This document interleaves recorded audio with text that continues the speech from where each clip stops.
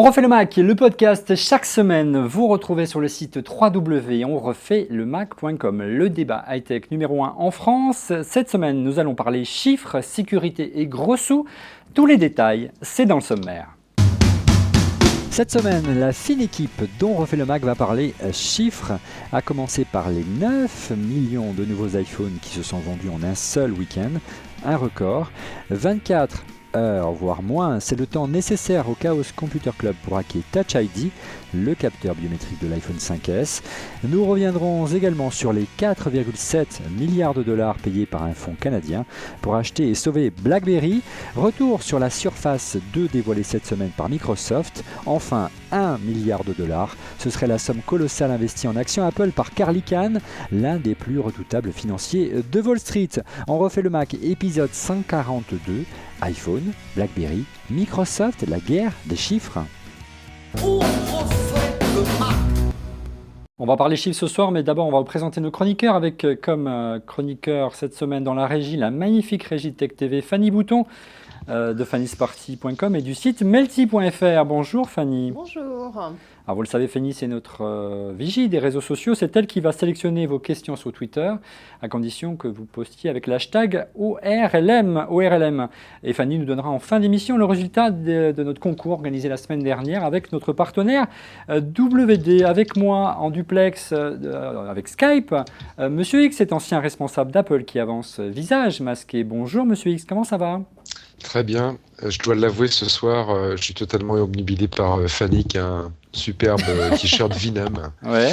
Et en amoureux des arts martiaux, là, je ne peux qu'apprécier. Bravo Fanny, t'as la classe. Je suis en extase. Tu m'as l'air un peu raplapla, Monsieur X. Bah, je sors moi-même d'un petit cours là. Tu t'es fait ratatiner au karaté. J'ai laissé beaucoup d'énergie. Oui. Bon, on va essayer de te remonter un petit peu tout au long de cette soirée. Autre habitué dans Refait le Mac, autre historique, c'est le canal historique ce soir dans Refait le Mac qui doit arrêter de taper à son clavier parce qu'on l'entend. C'est Cédric Ingrand de la chaîne Info. Bonjour Cédric, bien de retour du Japon. Je taperai sur mon clavier si j'ai envie. Écoute ton micro. Oui, de retour du Japon, juste le temps d'y repartir en fait. Ouais. Donc vraiment, la vie est mal faite. Ouais. Mais c'était ça, ou rester 3 semaines au Japon. Et maintenant que j'ai des obligations familiales, on évite ce genre de bêtises. Ouais. Désolé pour le canal historique, moi je suis venu sans cagoule ce soir. Oui, dernier, vous voyez, normalement, on aurait dû incruster son image dans le dernier écran qui est là. Il devait y avoir normalement Rodrigo Sepúlveda-Schultz, celui qui se plaint toujours que nous sommes en retard. Eh bien, ce soir, c'est lui qui est en retard et on espère pouvoir l'avoir d'ici la fin de cette émission. On va parler chiffres donc ce soir. On va faire un premier point sur les ventes d'iPhone. Elles sont bonnes selon Apple dans un communiqué de presse publié cette semaine. 9 millions en un seul week-end, mais il n'est pas précisé le ratio entre 5C et 5S. À titre de comparaison, il faut bien comparer. Samsung a écoulé 10 millions de Galaxy S4, mais dans le mois de sa sortie. L'an dernier, Apple n'avait écoulé que 5 millions d'iPhone 5. Alors, mesdames, messieurs, vos réactions, iPhone 5S, iPhone 5C, est-ce que c'est un succès ou un échec ? Monsieur X. Bah, le 5S, un succès, indéniablement, si on regarde, entre guillemets, bêtement la courbe des ventes, comme tu le disais. 9 millions d'iPhone 5S et 5C vendus. Moi, je parie que la majorité, c'est du 5S. Et donc, les 5S à eux tout seuls, certainement, font plus que les ventes d'iPhone 5 il y a un an. On rajoute les 5C, dont les ventes sont certainement moins belles, peut-être un tiers de ces 9 millions, ou peut-être même un petit peu moins. Mais c'est le record d'Apple. Donc, si on se fie aux 3 premiers jours de vente, malgré nous les retours dissonants qu'on a en France sur le 5C, c'est un succès indéniablement. Ouais, c'est un record selon Tim Cook, Monsieur X. Je cite Tim Cook, c'est notre meilleur lancement d'iPhone jusqu'ici, plus de 9 millions de nouveaux iPhones vendus. Un nouveau record pour les ventes du premier week-end, voilà, c'est ce que disait Tim Cook dans son communiqué de presse. Par contre, Monsieur X, on a vu quand même que les opérateurs du moment en France, on pense notamment à SFR, ont commencé à attaquer les prix avec un iPhone 5C en entrée de gamme à moins de 10 €. C'est du jamais vu pour une sortie de nouveaux produits Apple. Et puis on a vu également chez le grossiste ou le VPC, je ne sais pas comment on peut l'appeler, Groupon, qui lui propose une réduction déjà sur l'iPhone 5C, 50 € de réduction sur un iPhone 5C une semaine après sa sortie. Chez Apple, c'est suffisamment rare pour être souligné. Ton analyse, Cédric ? Dans le cas de Groupon, je pense pas qu'ils le fassent en direct avec Apple, donc c'est un peu compliqué. Je pense qu'ils doivent passer par un opérateur, donc c'est une autre façon de te faire une réduction. Moi, la seule source, il y a deux sources intéressantes que j'avais pour aujourd'hui, c'est le papier de 01net qui donne des chiffres par opérateur en disant que par exemple chez Orange, les 25 000 qui étaient en stock sont partis tout de suite. J'imagine même qu'ils étaient précommandés, mais que dans le même temps, alors c'était peut-être juste le temps du week-end, il n'aurait écoulé qu'un petit millier de 5C. Ce qui confirme ce qu'on disait en fait ces semaines dernières, c'est-à-dire que vu le peu d'écart de prix entre les deux, on va dire que si tu as 600 ou 700 euros à dépenser, tu vas acheter un 5S, tu vas pas acheter un 5C. Et que donc de fait, il va falloir que... Mais du coup, j'ai compris maintenant. Au début, on disait, mais comment c'est possible? Moi, je me souviens de Monsieur X qui disait, mais je comprends pas, il n'y a pas de marché, comment ils vont le vendre? Mais maintenant, on a compris comment ils allaient le vendre. Ils vont le vendre au bundle aux opérateurs. Alors, chérie, tu veux du 5S? Très bien. Tu veux 10 000 5S? Tu vas me prendre 3 000 5C, s'il te plaît. Oui, ça c'est exactement comme au cinéma. Les distributeurs, ils ont des blockbusters et puis ils ont des films tout pourris. Alors ils vendent les blockbusters aux salles, mais en disant attendez, mais mes 3 navets là, faut me les prendre aussi et vous les passerez au creux de l'été quand personne va dans les salles. Ben, c'est un peu pareil. Sinon que le 5C n'est pas un navet, je l'ai eu dans les mains cette semaine. Il est chouette en fait. Moi je l'aime bien. Voilà. Je l'aime bien parce qu'on n'était pas en train de parler d'argent. Mais en tant que client, je ne suis pas prêt à mettre dans un 500 Apple Store, euros dans un appareil, même s'il est en couleur. Non, disons que si j'investissais, j'investirais dans un 5S, clairement. Et doré. Doré, gold. Ouais, gold. Gold is best, Cédric, c'est bien connu. Gold is best. Ouais, gold is best. Ça confirme en tout cas ce que tu dis, Cédric, ce que m'avait raconté la semaine dernière un dirigeant d'un opérateur français, ils ne sont pas très nombreux, donc je vous laisse deviner, qui lui n'était pas très inquiet quant aux ventes d'iPhone en France, même si le produit n'était pas aussi attractif, il pensait plutôt au 5C, car généralement Apple négociait des précommandes avec les opérateurs. Là on peut penser que de nouveau, dans ce chiffre de 9 millions, il y a peut-être également les précommandes auprès des opérateurs, non Monsieur X? Il y a complètement les précommandes auprès des opérateurs, ça ne marche quasiment que comme ça. Ces 9 millions étaient 9 millions d'iPhone prévendus. Donc ce sont des ventes à la distribution, plus les ventes de l'Apple Store, qui représentent peut-être, je ne sais pas, 25% de ça, mais en immense majorité, ce sont des ventes à la distribution, opérateurs, et puis revendeurs plus classiques. Quand on dit 9 millions, c'est des ventes de chez Apple vers l'extérieur. On pourrait imaginer qu'il y a beaucoup de stock. On sait qu'il n'y a plus de stock sur le 5S, une fois de plus. Le stock, il est sur le 5C. On va avoir confirmation de ça quand on aura un trimestre de vente chez Apple de complet, c'est-à-dire quelque part fin décembre, avec les résultats vers le 20 janvier. Et là, on aura peut-être une meilleure idée des ventes relatives du 5S par rapport au 5C. Mais il y a fort à parier que s'ils ne font pas quelque chose au niveau du prix, ou s'ils n'autorisent pas leur distributeur à faire quelque chose au niveau du prix, les ventes seront un petit peu molles. Maintenant, Apple nous a habitués avec ces chiffres à peu de transparence, je pense qu'ils ne nous donneront pas le split, excusez-moi, l'équilibre entre les ventes de 5S et de 5C, justement pour ne pas mettre en relief ces ventes un peu moribondes du 5C, mais elles sont là. Voilà, maintenant, on en parlait un petit peu avant l'émission, il y a des boosters, c'est un petit peu comme dans les jeux vidéo. Les boosters, c'est le nouvel opérateur chinois qui pourrait arriver à changer la donne. China Mobile. Voilà, China Mobile, mais ça renversera peut-être la tendance de vente du 5C pendant 2-3 mois, mais pas en finale. Ouais. C'est ce qui peut expliquer, Cédric, en fait, qu'Apple n'ait pas choisi de casser les prix cette année parce qu'ils auraient encore un relais de croissance de par l'arrivée automatique, je dirais, chez un opérateur important qui mécaniquement ferait montrer les parts de marché d'Apple en Chine. Non, je pense que Apple a son rythme, on l'a déjà dit. C'est-à-dire qu'ils ne vont pas griller les étapes, ils le font très rarement. Donc ils ont estimé qu'ils n'avaient pas à le faire. Et de fait, on était sceptique, je me souviens, le jour de la keynote, pour maintenant avoir eu le 5S en main pendant un certain temps. Mais il faut le dire, c'est le plus beau smartphone du monde. Surtout en doré. Et non, il est sidéral aussi, il est fabuleux. Non, Gold is best, je ne reviendrai pas là-dessus. Mais parce que la légèreté, etc., même si de fait on connaît déjà le design, mais les améliorations qui ont été apportées sont de bonne loi. Alors j'ai dit c'est le plus beau, j'ai pas dit c'est le plus sophistiqué, j'ai pas dit c'est le plus avancé technologiquement. Tu n'as pas dit que c'est celui que tu veux garder dans la poche, c'est ça en clair? Non, c'est même pas ça. C'est que non. C'est juste que voilà, sur ces critères-là, c'est de fait, il est très agréable à avoir en main, etc. Alors, ces histoires de prévente auprès des opérateurs, ces histoires de primes opérateurs, c'est ce qui aurait, selon le site BFM TV cette semaine, incité l'ouverture d'une enquête de la DGCCRF, la Direction Générale de la Concurrence et de la Consommation, et de la répression des fraudes, qui s'intéresserait donc aux relations qu'entiendrait Apple avec les opérateurs mobiles sur les ventes en France de l'iPhone. Alors, messieurs, quelle est votre réaction également? On sait qu'Apple est très sévère envers les opérateurs, est très strict, leur laisse très peu de marge de manœuvre, alors que, par exemple, des concurrents vont plutôt les aider à vendre, vont plutôt leur donner des moyens marketing. Là, il faut payer. Par exemple, une vidéo publicitaire de l'iPhone, lorsque vous voyez le petit logo Orange, SFR ou Bouygues à la fin ou même Free, c'est l'opérateur qui le paye. C'est assez particulier, cette position de force, là, à nouveau, là, Cédric.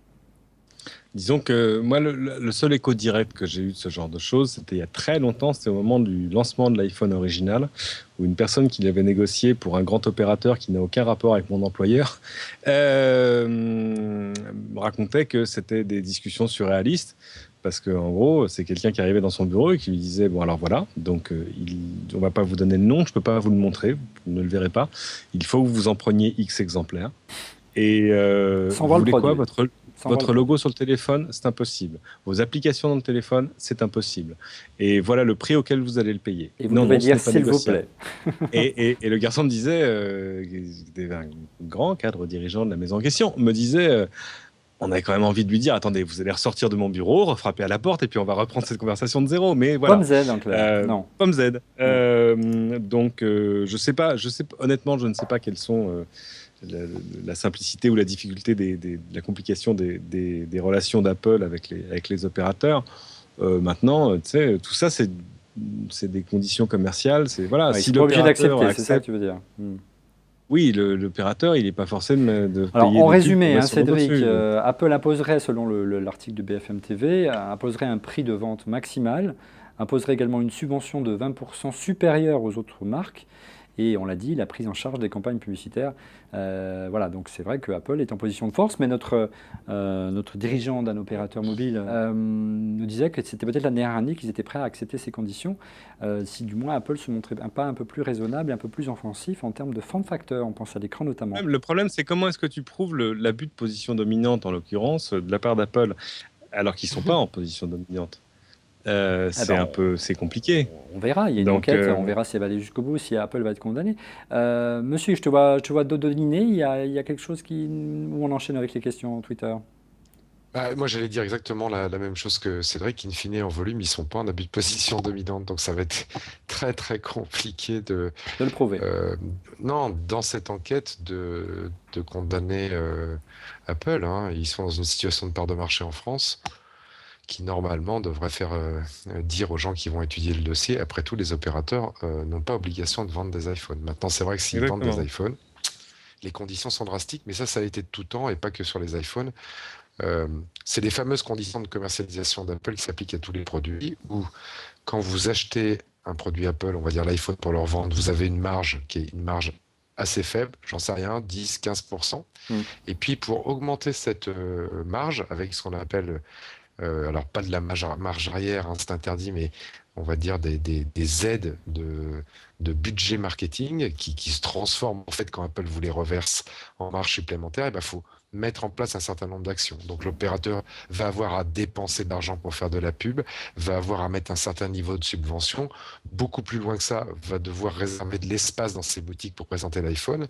Il y a une évaluation qui est faite, et si l'opérateur fait toutes ces actions, on lui rétrocède, après qu'il ait vendu ses iPhones, un peu d'argent qui vient augmenter sa marge initiale.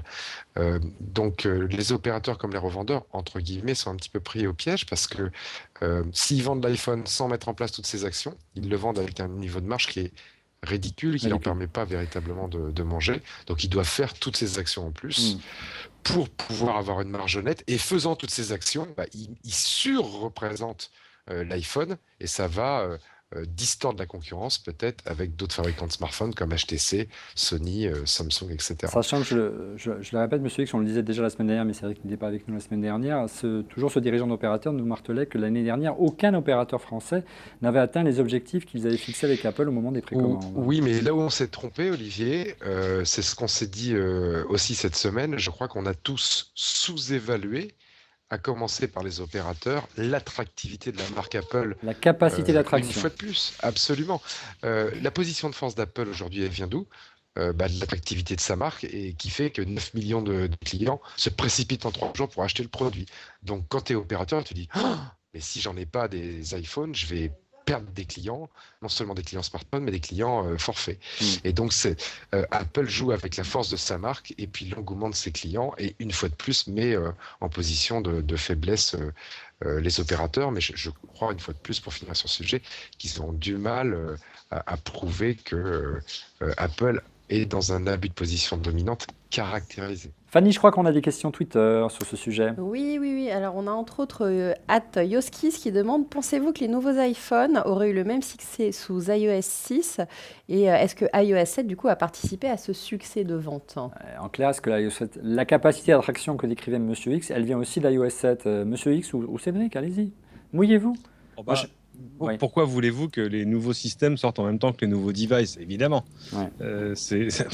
Oui, ça participe Non, bah bien évidemment. Après tout, Cédric, tu pourrais imaginer qu'un 5 avec iOS 7, tu as vraiment l'impression d'avoir un nouveau téléphone. Hein. C'est assez bluffant. Hein. Ah, clairement, oui, Ou un tout à 4S. fait.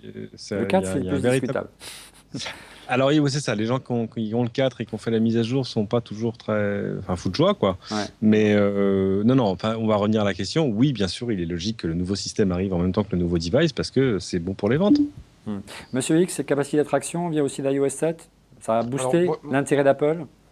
Ça avait vieilli iOS 6 en clair. Absolument pas pour les 3 premiers jours. Là, c'est en majorité l'attraction du produit, avec pour le 5S ses fonctions emblématiques, le Touch ID par empreinte digitale, l'amélioration de l'appareil photo, le nouveau processeur, peut-être même le coprocesseur. Maintenant, les ventes là, qui ont lieu en ce moment, oui, je pense que ça serait équilibre entre les qualités de l'iPhone en tant que tel et puis iOS 7 parce que on commence à avoir des gens qui utilisent beaucoup iOS 7 sur ces nouveaux iPhones et les anciens et qui sont dithyrambiques sur quelques fonctions. J'en prends une qui est la partie vidéo. Vous pouvez filmer en 120 images secondes et faire un ralenti derrière. Ça amuse par exemple beaucoup de gens. Le Control Center, moi que je trouve génial et tout le un tas de centre de contrôle, monsieur. Le truc qui arrive enfin quand même. Oui, qui arrive enfin. C'est un peu ça. On se demande pourquoi ils n'ont pas implémenté maintenant, plus tôt. Ça serait équilibre. Et évidemment, chez Apple, on le sait. Alors ça, c'est plus vrai chez Apple que chez les autres. L'intégration d'un nouveau système d'exploitation avec un nouveau hardware, c'est juste la perfection. C'est ça qu'Apple sait faire le mieux. Donc on peut dire que iOS 7 est le mieux sur un nouvel iPhone. Et encore, on n'a pas tout vu. Parce que les applications qu'on a ne sont pas optimisées 64 bits. Donc, entre guillemets, ne marchent que sur une jambe. En tout cas, moi, j'aimerais bien être une petite souris et peut-être qu'un jour, on arrivera à avoir le fin mot, d'essayer de comprendre pourquoi Apple s'est un peu perdu avec iOS, les versions précédentes d'iOS, du temps de Scott Forstall. Qu'est-ce qui s'est passé? Quels sont les rouages qui se sont grippés à ce moment-là, au moment où Steve Jobs est parti de la direction d'Apple, qui font que Apple s'est un peu embourbé jusqu'au retour d'iOS 7, qui a un peu dopé, en tout cas jusqu'à aujourd'hui, je dirais, relancer la machine. L'une des fonctions phares de l'iPhone 5S, tu le disais, Monsieur X, c'est iTouch. C'est Touch ID, j'ai perdu ma ligne, la voilà. Il y a eu une grosse polémique cette semaine car le Chaos Computer Club a annoncé avoir hacké le capteur biométrique de l'iPhone 5S. On parlait chiffres, même pas en seulement 24 heures, une nouvelle fois, donc c'était très rapide. Ils ont commencé par numériser l'empreinte de l'utilisateur en 2400 ppp. Après nettoyage, l'image a été inversée, imprimée sur du 1200 ppp. Bref, l'impression a servi de moule et de la colle à bois, du latex. Ils ont fait une empreinte et l'empreinte marche. Une fois qu'on la colle sur un doigt, ça marche très bien. Alors certes, c'est fait avec des objets visuels, mais ce n'est pas forcément à la portée de tous, messieurs. Quelle est votre réaction? Est-ce que vous vous sentez véritablement inquiet que demain on vienne pirater votre iPhone 5S pour ceux qui l'ont et qu'on risque de vous pirater, Fanny? Mais non, pas du tout, parce que déjà il faut pouvoir le faire, la première méthode en tout cas, On a Gala, le chat qui joue avec le matériel. C'est Voilà. ça le boom. Il faut déjà avoir le matériel pour la première méthode. Il y a une autre méthode qui est un peu plus facile à faire avec de la gélatine, vidéo qu'on a a été pu voir publiée aussi également. 48 heures après. Mais dans l'absolu, de toute façon, on a toujours accès au code à 4 chiffres qu'on peut hacker. Donc non, ça simplifie énormément le déverrouillage. Je pense qu'il n'y a pas plus de risque qu'avant de se faire pirater son téléphone, sauf si on a des secrets industriels dans son smartphone. Et même moi, à part le numéro de Olivier Frigara ou Cédric Ingrand ou Monsieur X, voilà, j'ai pas grand-chose à me faire pirater. Donc Non, et voilà. puis en plus, le temps que, par exemple, puisque je suis jaloux, je te pique ton iPhone 5S, Olivier, et que je fasse une prothèse, et encore faudrait-il que j'ai une photo de ton empreinte digitale pour ce faire. Toi, en moins de 2 minutes, hop, tu vas sur iCloud et tu détruis l'iPhone 5S. Il n'est plus utilisable. Oui. Donc, ce hack, il est intéressant pour la beauté du geste. Dans la vie quotidienne, je pense que c'est pas un très très gros problème en termes d'usage, absolument pas. Cédric, est-ce que ça remet en cause l'intégrité et la sécurité de l'iPhone 5S selon toi? Pas un instant. La question en sécurité, c'est toujours combien est-ce que l'attaquant est prêt à dépenser, à investir en temps, en effort et en argent pour arriver à passer ton système de sécurité. Si c'est la porte des coffres de Fort Knox, il est susceptible d'investir énormément. Si c'est juste avoir tes SMS, je pense que ça va pas être très cher. Et donc voilà, c'est pas... ça, non, honnêtement, ça m'empêche pas de dormir. Ce qui est intéressant, je sais qu'on en avait parlé au moment de la WWDC, enfin du moment où iOS 7 a été dévoilé. Ce sont les autres systèmes de sécurité qui sont arrivés dans iOS 7, dont le fameux Activation Lock, dont on va beaucoup entendre parler, parce que l'Activation Lock, c'est ce système qui maintenant stocke sur les serveurs d'Apple votre identifiant, Apple, et puis le couple l'identifiant Qui est du lié téléphone. à localiser moi, c'est ça. Localiser mon iPhone. Ex- Cédric. Exactement. Et si vous activez la sécurité, localisez mon iPhone, etc., si on vous pique votre téléphone, si vous le perdez, la personne qui va le récupérer ne pourra pas le réactiver sous son propre compte, ne pourra pas le wiper, ne pourra pas l'ouvrir, etc., etc. Et donc c'est génial parce que ça permettrait peut-être comme ça, de manière vertueuse, de venir à bout des vols de smartphones qui sont endémiques dans les villes. Je voyais, alors c'est pas un truc d'iPhone 5S, hein, c'est un truc d'iOS 7, donc ça marche même pour les anciens devices. Aux États-Unis, à New York, là, il y avait des policiers qui étaient ces jours derniers à la sortie du métro et qui poussaient les gens à mettre à jour leur iPhone vers iOS 7. C'est quand même absolument énorme, mais ils expliquaient que pour eux c'était important parce que ça allait faire baisser les statistiques des agressions, puisque 40% des atteintes à la personne chez eux, ce serait des vols de smartphone.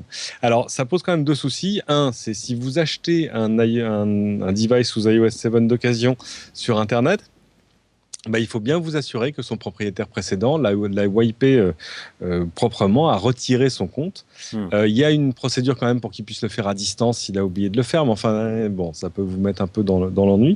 Et puis, moi, il y a une question à laquelle j'ai pas eu de réponse, c'est et si demain je passe sous un bus, mon iPhone 5S, est-ce que mon épouse peut le récupérer parce qu'elle n'a pas mon password? Mais au-delà, Cédric, il y a le porte-parole du CCC, du Chaos Computer Club, qui enfonce le clou en déclarant qu'il espère que ça mettra un terme à l'illusion que les gens ont au sujet de la biométrie pour empreinte digitale. Je cite, bien sûr, « C'est complètement stupide d'utiliser comme moyen de sécurité quelque chose qu'on ne peut pas changer et que vous laissez toute la journée partout derrière vous. » Ah bon? Le public ne doit plus être trompé par l'industrie biométrique et ses fausses déclarations. La biométrie est fondamentalement une technologie conçue pour l'oppression et le contrôle, pas pour sécuriser nos périphériques quotidiens. Il est un peu parano quand même, ce monsieur, non? Oui, il est un petit peu parano parce que la biométrie, c'est ce que t'en fais qui est important. Oui, puis il faut qu'on te fauche ton iPhone au-delà, Cédric, pour pouvoir te shipper ta... Faut qu'on te fauche ton iPhone. Alors non, parce ça que quand même par fait exemple... beaucoup, quand même. Non, mais on a bien vu. Non, mais c'est rigolo parce qu'évidemment, on dit ça marche pour les empreintes digitales, mais on a bien vu. Il y a des gens qui ont fait enregistrer l'empreinte de la patte de leur chat. Oui, on a vu ça. Il y a des gens qui ont montré. On a vu pire. On va le voir dans un instant. Pire. Ouais. Et puis le plus simple, si tu veux lire les SMS de ta copine ou de ton épouse, c'est que pendant qu'elle dort la nuit, tu prends délicatement son doigt et tu le poses sur l'iPhone. Donc voilà, bien sûr, c'est vrai. Dans ces cas-là, c'est moins secure qu'un code à 4 chiffres.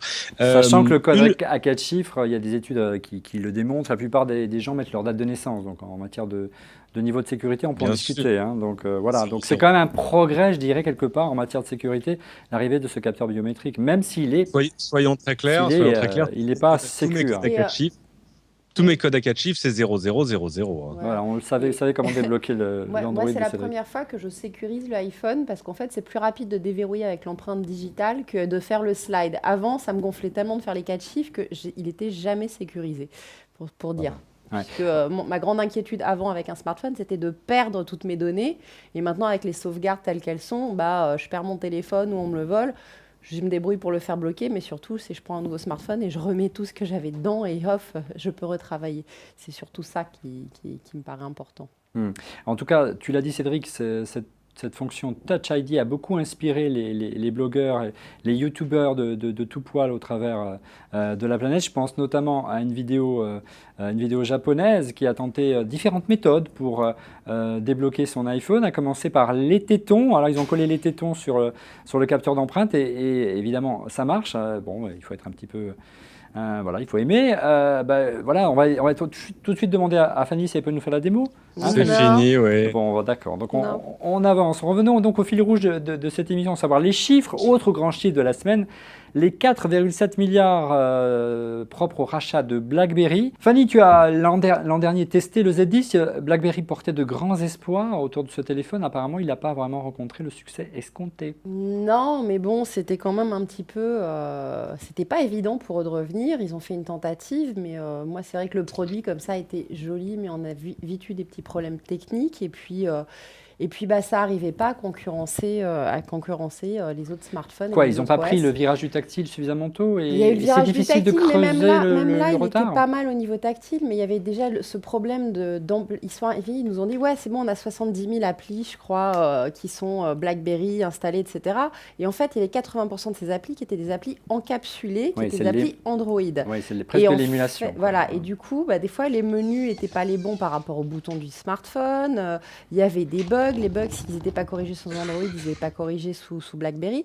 Et du coup, ça marchait pas bien. Ça s'est pas bien passé. Et puis la batterie était quand même pas top, honnêtement. Donc voilà. Donc je crois que ça a été un virage. C'était une tentative, mais de dernier accrochage aux branches. Et elle est ratée, quoi. Cédric, Fanny l'a dit, BlackBerry fondait de grands espoirs dans le Z10, dans BlackBerry 10, le nouveau système d'exploitation.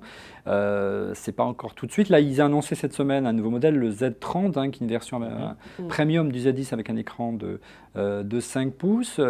Est-ce qu'il y a encore temps, selon toi, pour BlackBerry pour revenir? Il y a encore la place pour un constructeur, un énième constructeur, un énième système d'exploitation après Android, iOS. Et puis, on va parler dans un instant de Microsoft.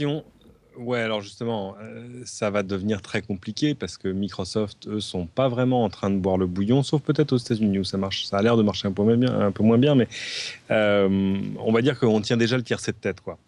Donc, c'est dur d'être quatrième. C'est un peu comme au JO, tu vois, t'arrives quatrième aux 100 mètres, c'était pas la peine de te lever ce matin. Juste, je signale que s'il y a des collectionneurs dans l'assistance, j'ai un sublime coffret souvenir BlackBerry Z10 avec tous les machins, le super haut-parleur Bluetooth de la mort qui tue, enfin, etc. Donc, je sais pas, un jour on le fera gagner avec évidemment le smartphone qui va avec, que j'ai utilisé et qui est une bonne machine, qui a un bon système, qui surtout est appuyé sur un système multitâche d'enfer. Enfin, vraiment, non, il y a quand même des vrais atouts techniques derrière ça. Hein. Mais donc, alors, la question c'est est-ce qu'il reste une place pour BlackBerry ? J'ai envie de dire oui, d'abord parce que je suis un garçon plutôt gentil dans l'ensemble, mais peut-être uniquement sur le marché B2B, ce qui expliquerait par exemple qu'on dit qu'il y a des rumeurs de gens intéressés par un rachat éventuel de BlackBerry, comme par exemple Lenovo. Les Chinois, mais on va en parler dans un instant. Il faut quand même se rappeler que BlackBerry, il y a encore même pas 4 ans, c'était l'un des leaders des smartphones avec près de 20% de part de marché. Aujourd'hui, il ne pèse plus que 3% selon l'Institut IDC. Ça monte, Monsieur X, dans la téléphonie mobile en tout cas. Ça peut aller très vite.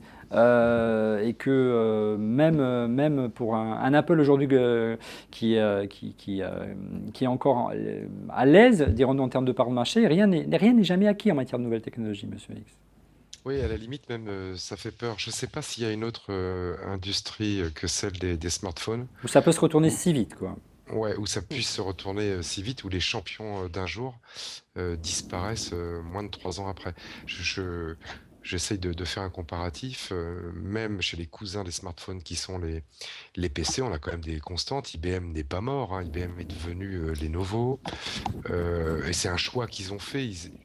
Ils faisaient plus de marge sur leur PC, mais ils auraient pu continuer. Dell, qui est un historique, est là. HP, qui est un historique, est là. Il y a eu des morts, c'est vrai, comme Digital, par exemple, mais ils ont duré 10, 15 ans avant de disparaître. Donc, c'est assez étonnant. Et je pense que les premiers qui doivent avoir peur de ça, ce sont les investisseurs qui ont les actions chez les gens comme Apple, qui sont extrêmement dépendants du produit qui est l'iPhone.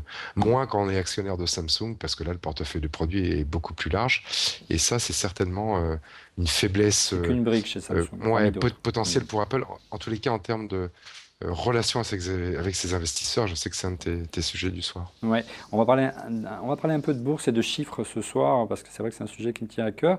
Parlons du repreneur, hein, c'est un fonds canadien, Cédric, qui s'appelle Fairfax, qui a donc repris le constructeur pour 4,7 milliards de dollars.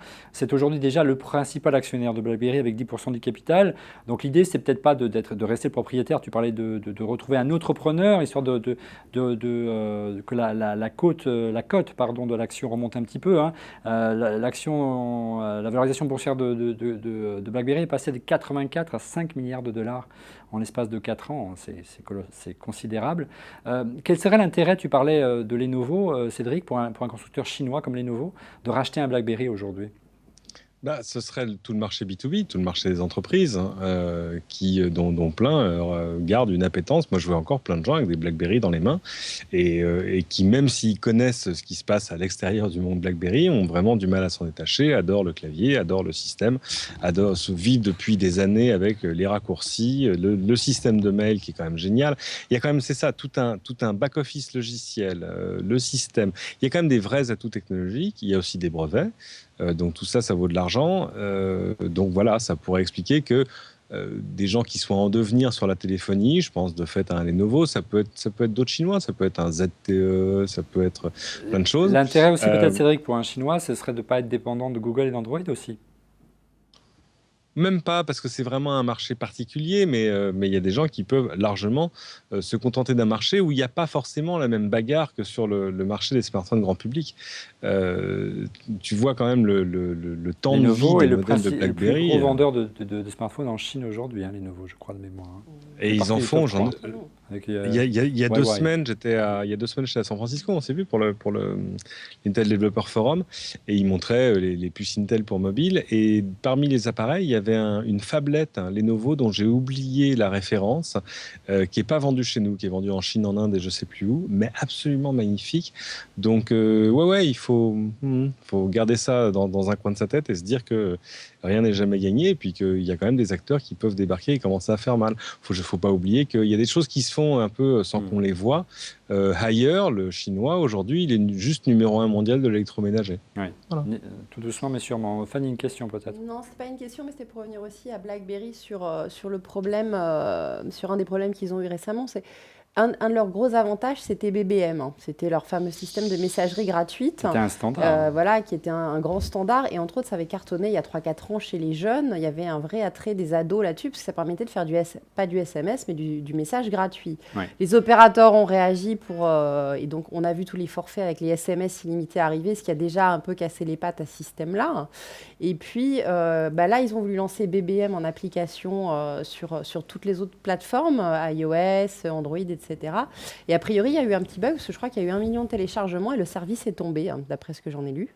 Donc voilà, le lancement s'est pas passé non plus comme ils voulaient. Et ça aussi, c'est dur, parce que je pense qu'ils essayaient de rebondir une dernière fois aussi là-dessus, hein. Oui, il semblerait que de BBM, ils essayent de splitter ce service, en faire une compagnie à part entière pour pouvoir le vendre effectivement, parce que c'était et c'est toujours un joyau de BlackBerry.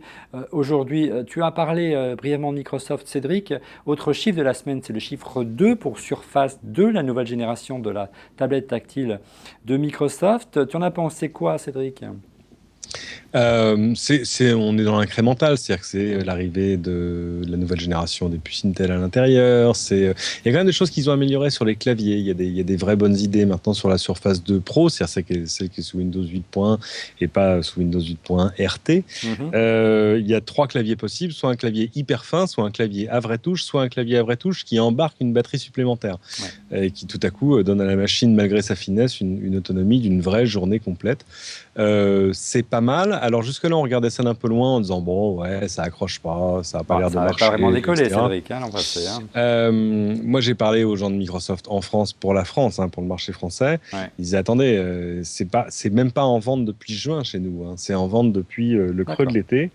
Et il dit allez voir dans les magasins. Il dit au début on avait des tests dans je sais pas quelques dizaines de magasins Darty, puis 50, puis 100, puis maintenant tous les Darty en veulent.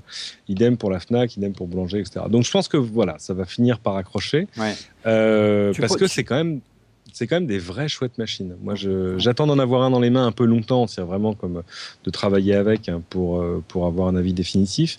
Mais comme je me mettais à penser du bien de Windows Mobile, là, Windows 8.1, on sait ce que c'est. Mais le device, c'est super. Windows La machine est vraiment, vraiment vachement bien. Windows Phone, oui, pardon. Je veux dire Windows Mobile. Tout de même, Cédric, il y a 2 modèles. Tu disais l'entrée de gamme Surface qui était auparavant la version RT, donc la version vraiment tactile, la version tablette. On ne peut pas installer des applications sur puce x86. Et puis la version Pro qui est plus un MacBook Air tactile. Mais le prix, Cédric, 439 € l'entrée de gamme pour le Surface 2, quand on voit le prix d'une tablette Android ou même d'Apple, c'est quand même cher payé aujourd'hui. Il y a aussi peut-être un provisionnement de prix qui, en entrée de gamme, parce que c'est du PC à l'intérieur, ils sont peut-être un peu hauts par rapport à ce qui existe notamment dans le monde Android. C'est une vraie bonne question, mais il faudra se la poser quand tout ça sera un peu stabilisé, j'ai envie de dire, en termes de logiciel, parce qu'évidemment, pour les développeurs qui développent directement pour Windows 8.1, après, peu leur importe que ce soit RT ou la version Pro. Pour eux, ils lancent une compilation, ça compile 2 fois l'un pour l'autre, ça change absolument rien. Donc, à partir du moment où il y aura toutes ces pour applications... l'utilisateur, c'est quand même pas très logique. Ne pas avoir la possibilité d'installer des anciennes applications de PC. Oui, bien sûr, je peux le comprendre. Surtout avec la marque Microsoft qui se définit comme un constructeur de produits maintenant, plus du tout comme un éditeur d'ailleurs. C'est amusant de le noter lors de la keynote. Ils savent encore faire du logiciel. Heureusement, c'est avec ça qu'ils gagnent de l'argent aujourd'hui. Surtout ce que je vois en train de se dessiner, et ça va se poursuivre avec l'arrivée de la Xbox One, c'est qu'ils vont finir par arriver à imposer leur interface comme un standard. Et comme quelque chose auquel les gens vont s'habituer. Et parce qu'on l'aura sur l'écran de la télé sur sa console, on l'aura sur sa tablette, on l'aura pourquoi pas sur son téléphone. Enfin, tout à coup, ce sera moins compliqué de sauter le pas en disant mais attendez, sur le téléphone, est-ce que je comprends cette interface? Bah oui, je la connais déjà, je l'ai sur mon PC, je l'ai sur ma tablette, j'ai sur ma console, etc. Et accessoirement, le PC, il est tactile. Je sais, chez moi, c'est un gimmick, mais je désespère de voir ça en version J'ai encore quelqu'un qui m'en a parlé chez eux en disant il y a quelqu'un chez Microsoft que je n'aimerais pas, qui est quelqu'un de très bien et qui me racontait qu'il a passé son week-end par exemple à jouer avec les derniers iPhones pour voir, pour tout ça, et il disait je ne comprends pas. Il disait, pour moi, Apple avait l'opportunité avec la nouvelle génération des iPhones de vraiment reprendre la main en nombre sur le marché, ce qu'ils n'ont pas apparemment voulu faire. Et alors voilà, sa plus grande incompréhension, et là j'ai immédiatement pensé à toi, et il me dit, mais pourquoi est-ce que le MacBook Air n'est pas tactile? C'est incompréhensible. C'est incompréhensible. Et c'est juste parce que Apple a décidé de faire comme ça. Mais il s'appuyait sur les chiffres que Cantor a publiés disant qu'en France, Windows Phone, c'est un peu plus de 11% du marché. C'est pas mal. Contre 17% uniquement à iOS et 62% à Android. Et ça, c'est des trucs basés sur, par exemple, des gammes de Windows Phone où il y avait très peu de téléphones. Aujourd'hui, il y a une vraie gamme de 6. C'est-à-dire qu'il y a une vraie dynamique autour de Windows Phone aujourd'hui, notamment en Europe. On sait qu'aux États-Unis, Nokia n'est pas perçu comme une marque américaine et a un peu de mal à s'implanter. C'est jamais très, très, très bien implanté là-bas. Peut-être qu'il y aura des téléphones brandés Microsoft là-bas. Mais c'est vrai qu'en Europe, la mayonnaise semble commencer à prendre, c'est ça, Cédric? Bah ouais, et là, avec ce qu'ils vont sortir, où tu auras des téléphones, alors là, pour le coup, à tous les price points, toutes les couleurs, tout ce que tu peux Téléphone en imaginer. plastique, mais vraiment un prix low cost, c'est ça que tu veux dire? Ouais, mais c'est du joli plastique, Ouais. c'est Non, non, mais du ouais, plastique mais à prix low cost. unapologetic, Ouais. comme dirait Johnny Ive. Ouais. Et moi, je suis en train d'entrevoir le moment dans un an où on aura cette même discussion et où iOS, chez nous et pourquoi pas en Europe, sera le troisième système du marché. Ouais. Et là, on va dire, mais Et là, on s'appellera, on refait surface. Ça sera rigolo. non, Euh, mais sérieux, on se dira, et la question qu'on se posera, c'est et donc ce n'est toujours pas grave. Ouais, bon, je pense Et qu'il je sais pas. faut espérer qu'il bouge. On vous avait senti l'année dernière au moment de l'arrivée de Windows Phone assez dubitatif en tant que pro du marketing. Je rappelle les prix, hein, 439 euros la 32 Go, 64 Go, elle est à 539. Bonne nouvelle, 200 Go de stockage cloud, SkyDrive, pendant 2 ans gratuit. Et Skype en est limité pendant 1 an, Monsieur X. Les deux tablettes que proposait Microsoft ressemblaient peu ou prou à l'organisation qu'ils ont en interne. Plutôt des produits vers le grand public et puis plutôt des produits vers le pro, avec d'un côté je valorise peut-être un peu plus les jeux et puis les loisirs, et de l'autre côté le pro, et notamment je protège les ventes de Microsoft Office sur tablette, avec cette tablette dédiée au pro. Voilà.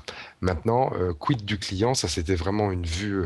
Je pousse mes produits tels que j'aimerais qu'ils aient du succès, et puis je vois ce qui se passe.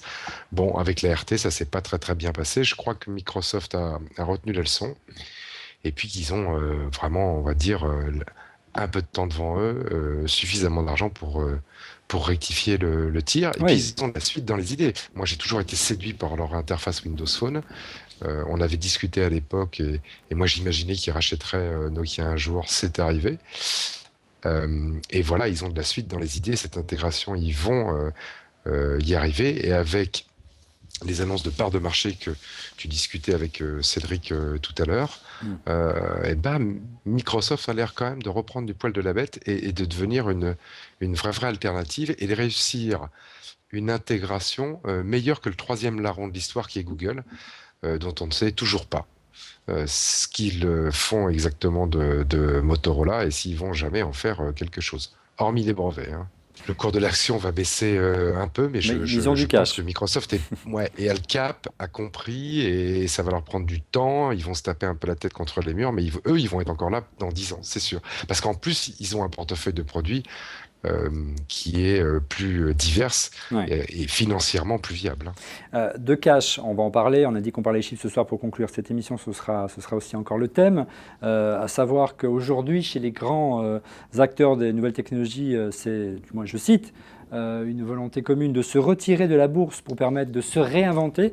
C'est une des motivations de BlackBerry de se vendre, pour se mettre à l'abri des turbulences du marché. Ce fut également un combat mené par Michael Dell, le fondateur des ordinateurs PC Dell, de se mettre à l'abri du marché, de racheter les actions et sortir de la cote. Le fondateur de la marque a réussi son pari, juste là, il y a quelques semaines. Ça n'a pas été facile, car un investisseur très médiatique qui s'appelle Carl Icahn n'était pas d'accord et voulait plutôt qu'on rémunère un peu plus les actionnaires plutôt que réinvestir dans le savoir-faire de l'entreprise. Je sais, c'est un peu dirigé de ma part, mais je le pense sincèrement.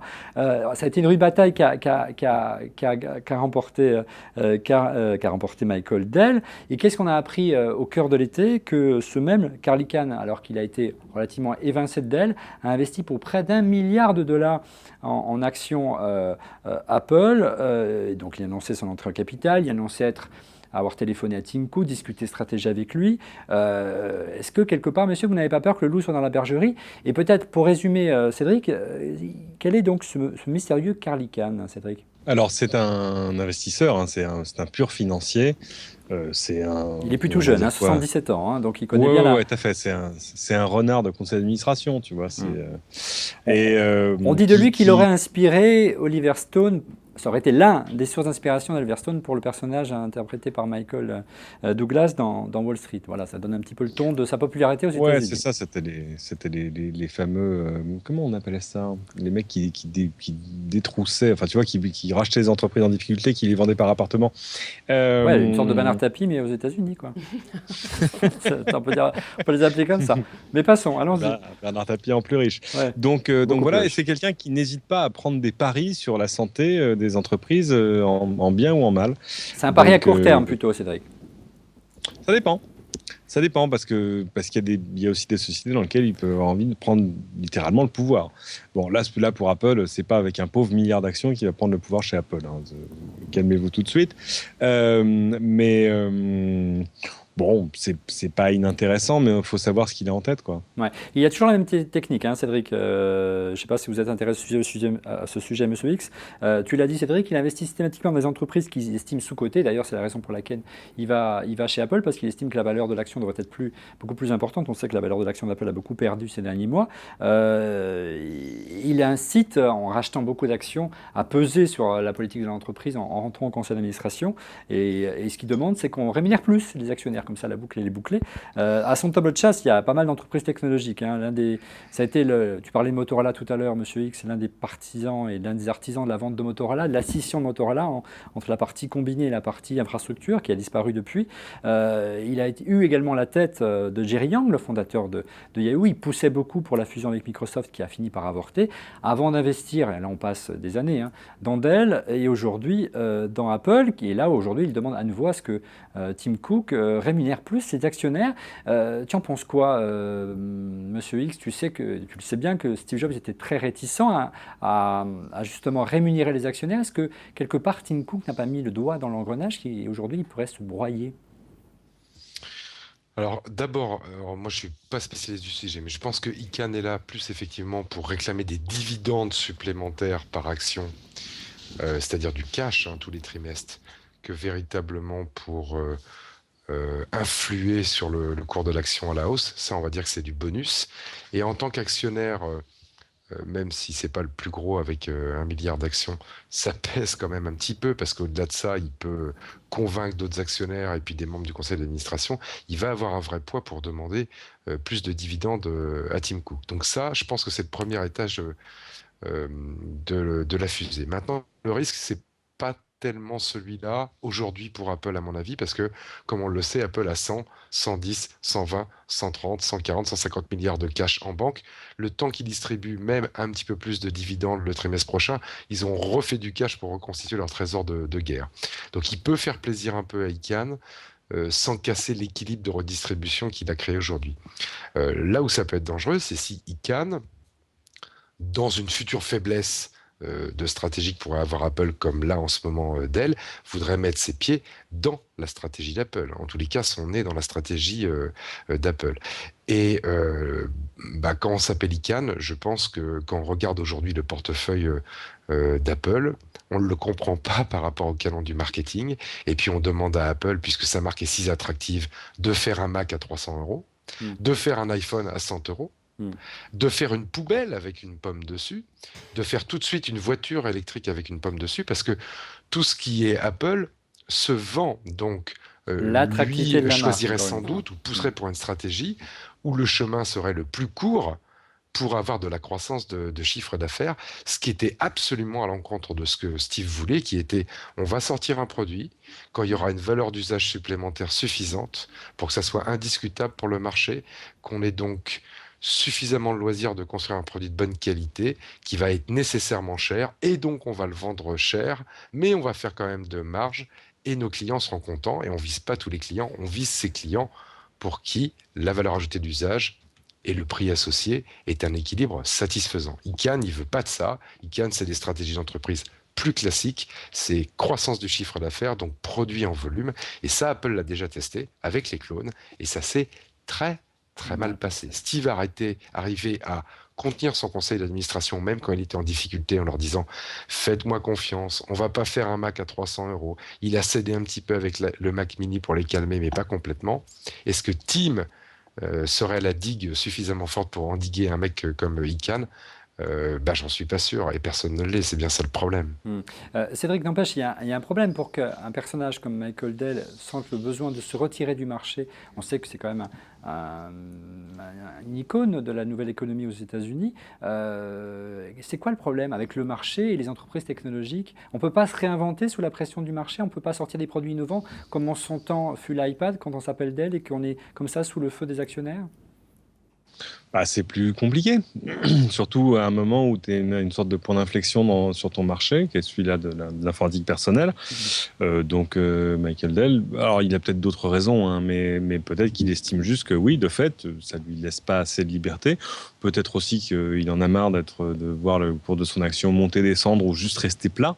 Et peut-être qu'il se dit si mes jouets vous intéressent pas, je vais les jouer tout seul. Donc voilà, il peut y avoir moult raisons. Son explication officielle, c'est ça, c'est de dire il faut qu'on puisse prendre des risques, il faut que tout ça. Je sais pas. Peut-être que de fait, il sera plus au calme s'il n'a pas un board qui risque d'essayer de le virer s'il prend les mauvaises décisions, c'est-à-dire s'il fait le contraire de ce que Monsieur X conseillait pour Apple, genre faut sortir la voiture électrique, faut sortir la maison Apple, sortir des blousons, tout ça quoi. Ouais, en clair, et puis surtout quand on a peur de prendre une mauvaise décision, généralement on ne prend pas de décision et c'est plutôt le statu quo, c'est ça qui finit généralement par freiner le développement et l'innovation dans une entreprise. Donc c'est peut-être en cela où il a besoin d'un peu plus de liberté. On a une réponse très rapide dans les mois qui viennent, voire dans les années, avec le futur de Dell et les futurs produits qui vont nous prévoir. Apparemment, ils ne sont pas très chauds du côté de Surface, on va voir. On va suivre ça de manière intéressante. Fanny, peut-être une dernière question avant de passer au coup de cœur. Une question pour Cédric. Que penses-tu de l'arrivée de Tim Cook sur Twitter? Il a un paquet d'abonnés. 200 000 en 24 heures, je crois, ce qui est considérable. Il fait du Tim Cook, tu vois. Je me souviens pas, je crois que son dernier tweet, c'est « je suis allé au magasin de Palo Alto, voir tant de clients heureux, me rappelle pourquoi nous faisons ce que nous faisons. » Il fait du Tim Cook. Ça me donne l'occasion sur un plateau de raconter ma petite aventure du jour. Je me suis aperçu justement en allant voir Tim Cook que Twitter me conseillait de suivre Phil Schiller. Donc c'est P. Schiller, SHI2LER. Je vous rassure, c'est un vrai compte, compte certifié, etc. Et je tombe sur sa bio sur Twitter qui est marqué Apple, Sports, Cars, Science, Scuba, c'est la plongée sous-marine, Drums, photographie. Et je me dis, mais Phil Schiller, sérieux, il a le temps d'avoir tous ces hobbies-là, c'est pas possible. Et je regarde plus bas il a le temps. Non, pardon. Et je regarde un peu plus bas sur sa timeline, je m'aperçois que sur les 2 derniers mois, il a posté 4 tweets.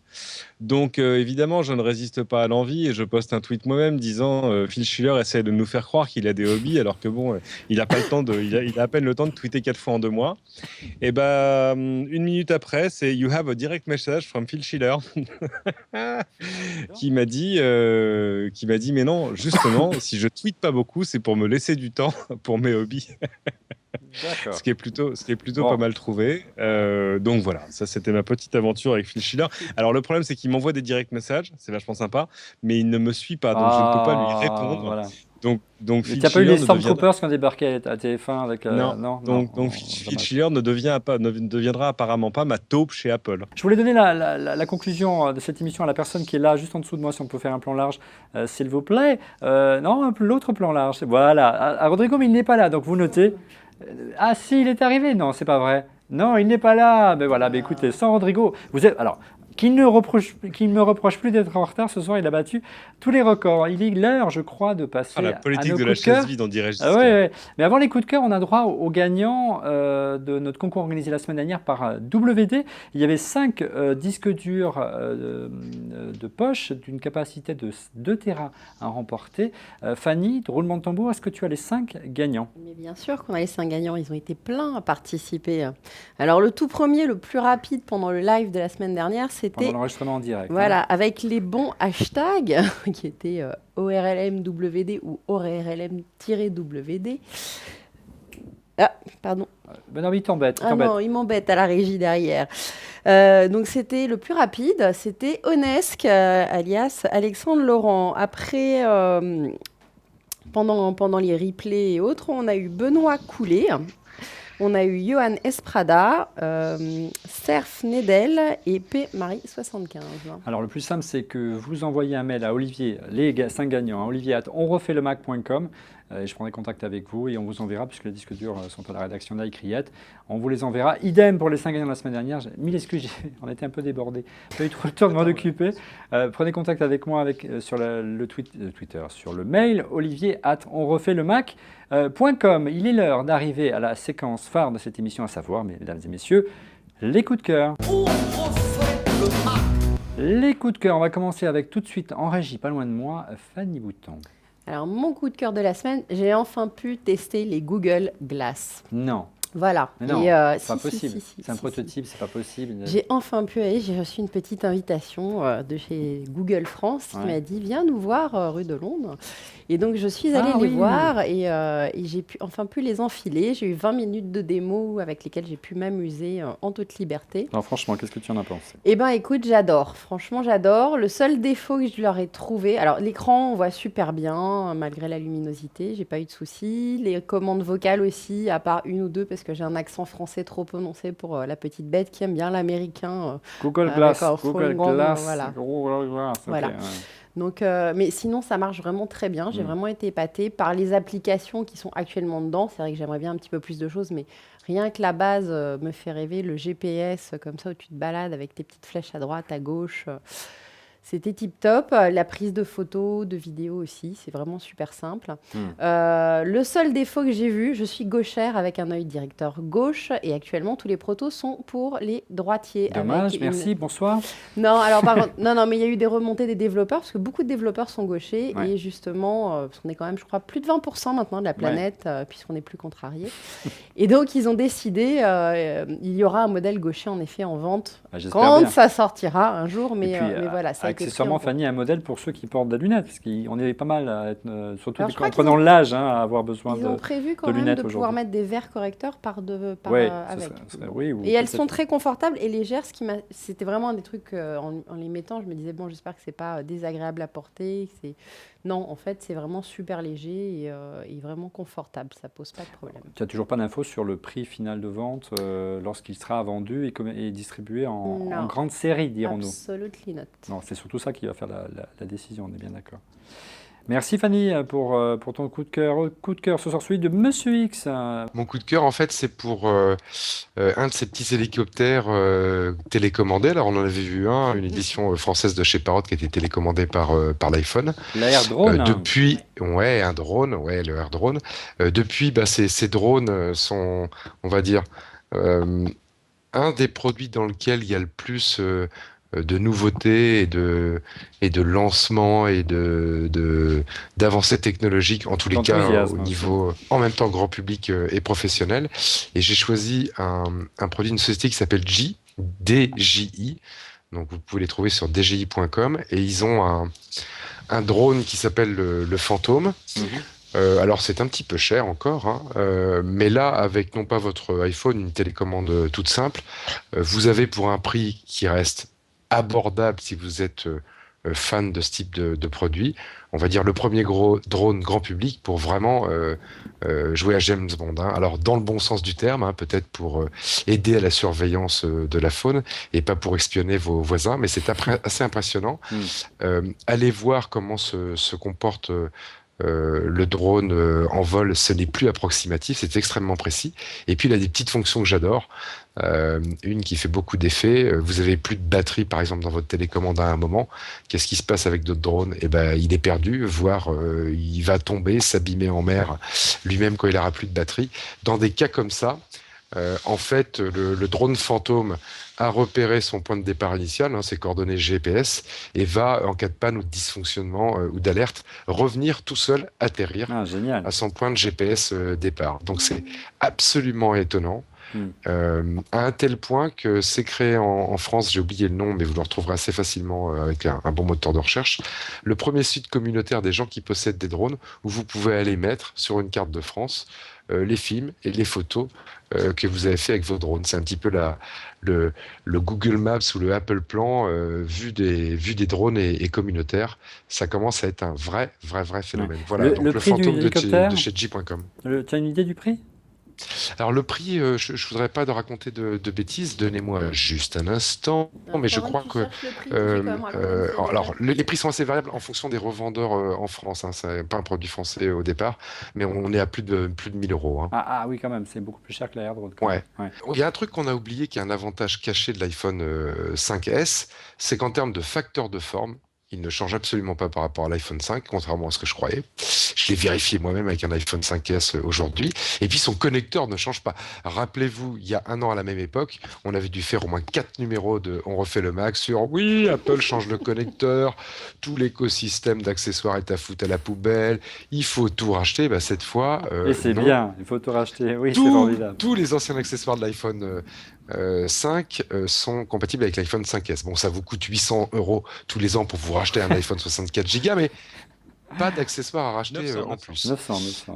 En revanche, Mais il a des remises, tu sais, Cédric. ouais, en revanche, on a ces nouvelles iPhones, on a le nouvel iOS 7. Beaucoup d'éditeurs d'applications ont fait des efforts très très rapidement pour mettre à jour leurs applis sous iOS 7. Ça, il faut le saluer, c'est assez remarquable. C'est aussi l'attractivité de l'écosystème. Par contre, il y a des très mauvais élèves de la classe. Oh Je là. vais en citer deux parce que je les aime, donc qui aiment bien, châtient bien, comme on dit, qui sont deux groupes de médias français. Alors en tête Canal+, parce que là je paye en plus. Hein. Je plus Je vais sois, parler monsieur Hugues, je plus sois. d'applications pour regarder la télé sur son iPhone de Canal+. Cette application, elle est super, mais elle ne supporte toujours pas le format d'écran de l'iPhone 5. Donc sur l'iPhone 5S non plus. Et donc on paye 5 € par mois pour avoir Canal+ sur son iPhone. J'utilise ça beaucoup. Et on a un timbre au milieu d'un grand écran noir. Alors qu'il n'est pas fait le jour de la sortie de l'iPhone 5. Ok. Mais là, on est 12-13 mois après. Ça fait un peu déjà. Ça fait tâche, ça serait le minimum que Canal le fait, surtout qu'on paye 5 € par mois. Et puis alors, il y a le très mauvais élève de la classe, même le plus mauvais qu'on puisse trouver, et c'est l'application radio d'RMC. Alors là, c'est une blague. Oui, J'écoute j'écoute RMC, monsieur X. Non. J'écoute une émission Non. qui est l'Afterfoot, hein, je suis ça fan, va. je l'avoue. Et leur appli n'a pas évolué depuis iOS 4. Donc, Mais pourquoi non faire seulement c'est un petit timbre dans un grand écran noir, il n'y a pas d'application iPad, voilà, et puis ils n'ont pas utilisé les dernières librairies audio, donc elles crachent régulièrement, et avec iOS 7, c'est pire. Merci, monsieur X. Cédric, ton coup de cœur ou tes coups de gueule ce soir? Je vais commencer avec ce que j'ai sur les oreilles. Bose, qui est une marque que j'aime beaucoup, même si c'est cher. Hein. Ouais. Pour la petite histoire, mon premier casque Bose, je l'ai acheté grâce à de l'argent gagné au poker à Las Vegas. Il faut vraiment avoir de l'argent mal gagné pour l'acheter la première fois. Le problème, une fois que tu as essayé, c'est que tu peux plus t'en sortir et donc tu es forcé d'acheter les suivants. Ce que je suis en train d'essayer, c'est ce qu'on voit là, c'est le Quiet Comfort 20, c'est-à-dire un QC20, c'est-à-dire un casque intra-auriculaire, mais avec une annulation de bruit ambiant. Et c'est parfaitement sidérant. C'est-à-dire que je les ai tous testés. Hein. Moi, j'ai le QC3, le QC2, le QC15, j'ai le Parrot, etc. En plus, j'ai une espèce de... Tu sais, il y a des gens, c'est les voitures. Moi, c'est les casques. J'adore les casques. J'ai plein de casques partout. Et ben là, l'annulation de bruit ambiant, elle est à mourir. C'est-à-dire que même dans un bureau comme ici, relativement silencieux, tu l'actives et tu as l'impression d'être tombé sourd. Donc je vais tester ça dans un avion en partant à Tokyo samedi pour rejoindre Fanny et je vous en dirai plus. Et en plus, honnêtement, je suis pas très fan d'intra-auriculaire, mais là j'ai écouté de la musique toute l'après-midi avec. Le deuxième morceau que j'ai écouté, c'est Josh Radin, c'est vachement bien, mais honnêtement j'avais quasiment les larmes aux yeux tellement c'était beau. Donc voilà, mais enfin heureusement que c'est bien parce que ça vaut quand même 300 €, voilà, c'est-à-dire le vrai prix d'un vrai casque complet. On s'est un peu amusé avec Cédric à la rédaction de la Criette. C'est vrai que si tu as une personne à côté de toi et que tu actives la réduction de bruit et que tu ne veux pas l'écouter, tu actives la réduction de bruit, tu ne l'entends pas. Donc si tu es dans un avion, tu veux faire semblant de ne pas entendre la personne, non seulement tu fais semblant, mais en plus ça marche. Tu ne l'entendras pas vraiment. Mais si tu as besoin de quand même d'être un peu poli avec lui, il y a une petite fonction cachée qui est bien pratique. Tu n'en as pas parlé, Cédric, c'est le micro qui permet justement d'écouter ce que dit ton voisin. Oui, tout à fait. C'est genre je t'entends pas, mais en fait il y a une touche. Là j'ai la version Android Windows Phone, mais ça c'est pareil sur la version. Il y a le 20 et le 20i. Le 20i c'est pour les appareils iOS. C'est juste pour la commande, le plus moins, le volume et le micro. Mais il y a donc une touche Aware. Voilà, j'allume la touche Aware et tout à coup j'entends mon environnement autour de moi au travers du micro.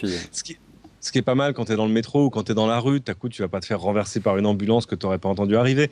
C'est vrai que ça fait un petit peu peur. Hein. Ça atténue tellement les bruits qu'on se dit waouh, si on se balade et on regarde pas bien dans la rue, c'est vraiment dangereux. Donc on le conseille plutôt à des gens qui doivent voyager beaucoup. Mais dehors, ne l'utilisez pas forcément avec l'annulation de bruit. Une dernière création de Philippe Stark et puis de nos amis de Netatmo, start-up française qui avait déjà fait le baromètre, thermomètre, anémomètre et que sais-je encore station connecté météo, à ton iPhone. La station météo, voilà. Ouais. Ça y est, il s'attaque, vous le voyez ici, il s'attaque au thermostat avec ce petit appareil, mais qui est aussi déporté dans une application iOS ou Android, qui va vous permettre de commander votre chaudière à gaz, à bois, à fuel, avec un module qui s'installe sur la chaudière. Ça va coûter quelques centaines d'euros. J'ai pas vu sur le site, il manque la liste. Exactement. Voilà, il manque la liste des chaudières compatibles. Enfin, je pense que ça va s'arranger. Et surtout, le système va apprendre de vos habitudes de chauffage, va vous permettre de faire des économies, va vous permettre d'éteindre le chauffage quand vous avez quitté la maison. Vous avez dit non, j'ai encore laissé le chauffage à 29, etc., etc. Donc voilà, moi ça me paraît simple, intelligent. Il y a un équivalent américain qui s'appelle je sais plus comment, mais qui est pas du tout compatible avec nos systèmes à nous. Donc Nest. c'était bien que quelqu'un s'attaque. Nest, absolument, qui est très joli. Là aussi, c'est très joli. Moi, je suis content que ce soit Netatmo qui le fasse. Netatmo, il y a le canal historique. Netatmo, c'est des anciens de WeThings. Donc, on est vraiment dans la famille française de l'objet connecté. Dans Netatmo, Cédric. Non. Investi pas mal. Un certain Pascal Cagny, ancien vice-président d'Apple. Voilà, le bouclé Cédric ce soir. Regardez, on dirait une GoPro. Sinon, celle-ci est signée Toshiba, elle s'appelle Camileo X Sports. Alors, en clair, sur ce que ça fait ce que fait une GoPro, c'est-à-dire c'est une action cam. Vous allez la fixer au casque en faisant du vélo, à la poitrine, à la tête, au mât de votre planche de surf, etc., etc. Alors, vous allez me dire, mais quel intérêt de faire exactement la même chose? Quel intérêt, c'est vrai. Merci. Toshiba, ils ont eu le bon réflexe. Hein. C'est un peu comme Samsung regardant les iPhones en disant qu'est-ce que ça fait pas ça? Eh ben on va le faire. En clair, ils ont fait tout ce que GoPro ne fait pas, en tout cas en standard. Ils l'ont fait en plastique? Non, je rigole. Non, c'est par exemple avoir. Oui, ils l'ont fait en plastique. C'est par exemple, avoir un écran intégré gratuitement, ce qui n'a pas toujours été le cas côté GoPro. Par exemple, avoir, tu vois, en standard la monture pour mettre un pied photo ou un petit pied standard. En standard, te livrer toutes les fixations. Ça, c'est pour aller sous l'eau jusqu'à 60 mètres. Super, ouais. Quelques 60 mètres, t'imagines. Ouais. Et puis, toute une série de fixations que normalement, on ne te donne pas. Et autre chose, une sortie HDMI live pour avoir en direct ce qui se passe au travers de l'objectif, la capacité de l'alimenter également en live. Bref, voilà, moi j'ai fait des essais, on met une carte micro SD dedans et vous avez une autonomie d'enfer. J'ai fait des essais, l'image est vraiment, vraiment, vraiment pas mal pour une action cam. Ça va coûter 249 €. Le seul défaut, c'est que ça sort pas tout de suite. Il va falloir attendre quelques bonnes semaines avant de le trouver en magasin. Ça s'appelle la Toshiba Camileo X Sports. Oui, il y a pas mal de produits sur le marché des caméras tout-terrain, dirons-nous, qui surfent sur le succès du GoPro. Hein, c'est vrai, et pour cause. Et c'est vrai que les prix vont baisser. Il y a un modèle moi, que j'aime beaucoup aussi. On a l'occasion d'en reparler dans Refait le Mac. C'est le modèle de Garmin qui est très réussi. On a l'occasion d'en reparler. Coup de cœur et de caméra. En voilà une également de mon côté. Elle est signée Canon. Elle ne ressemble pas du tout à premier abord à une caméra. Hein. Elle n'est pas très parlante ici justement la caméra. C'est un modèle qui est conçu spécialement pour les podcasteurs. Ça fait longtemps, et moi personnellement, du temps où on faisait des podcasts sans forcément avoir un magnifique studio comme celui ici à Tech TV. Elle permet quoi? Elle permet de vous filmer tout seul avec un grand angle façon GoPro. Vous mettez vos vidéos dessus, évidemment, grâce, vous voyez, il y a l'image ici, grâce à une carte micro SD. Il y a un gros micro stéréo pour une super qualité de son. Il manque quand même un petit retour casque, mais je pense que ça viendra dans la prochaine version. Bref, ça vous permet de faire vos podcasts vous-même, vous filmer, faire vos recettes de cuisine, faire vos petites interventions et les publier directement sur YouTube. Ça vaut quand même 299 €, 12 millions de pixels, 1920 par 1080. Je l'ai dit, un micro stéréo. Voilà, donc ça commence à arriver. Les podcasts, ça a du succès.